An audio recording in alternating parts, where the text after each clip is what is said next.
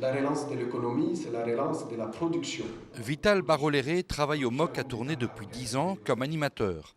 Ce Congolais, originaire du Sud Kivu, a décidé de présenter sa candidature aux élections présidentielles de la République du Congo en 2011.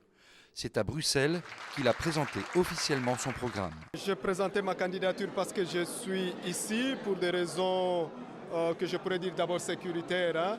La situation du Congo n'est pas bonne. Un des grands militants des droits de l'homme, Tchebe, a été assassiné encore il y a 40 jours, il y a un mois. Et donc, quand vous portez un projet comme celui-ci pour le peuple, qui est un projet de transformation, qui est un projet d'avenir, il faut rester vivant quand même pour pouvoir porter ces projets et le réaliser. Vital Baroléré incarne la volonté de changement. Il fait partie des déçus de l'action du président Kabila. Il a fondé le parti de l'Union des bâtisseurs du Congo. À ses côtés, des représentants du MOC qui partagent beaucoup de ses idées et qui apprécient la témérité du candidat.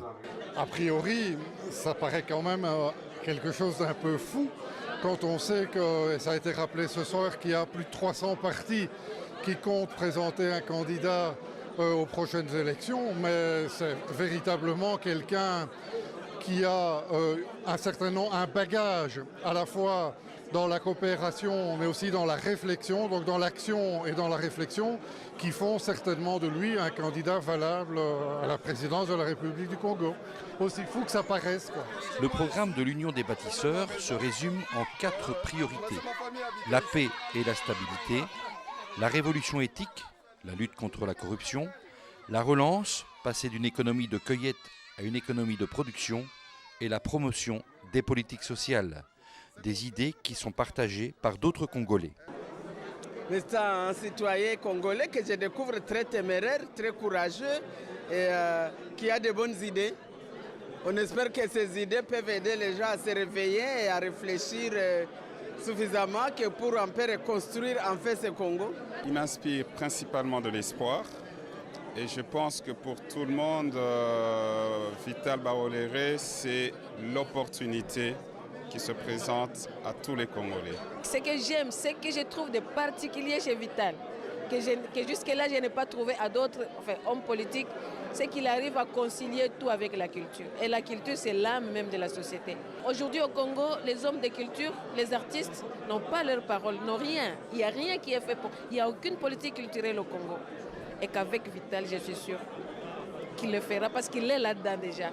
C'est quelqu'un qui se bat pour les hommes de culture, pour les médecins, pour la santé, pour l'éducation, pour... Et voilà pourquoi moi, personnellement, je me suis engagée, si pas derrière lui, mais à côté de lui. Vital Baroléré partira prochainement pour son pays d'origine afin de mener campagne auprès du peuple congolais. En attendant, il fourbit ses armes et mène des démarches diplomatiques auprès des dirigeants politiques belges afin qu'ils soutiennent le processus démocratique. Non pas qu'ils nous aident individuellement, mais qu'ils aident le Congo à ce que le jeu politique soit démocratique.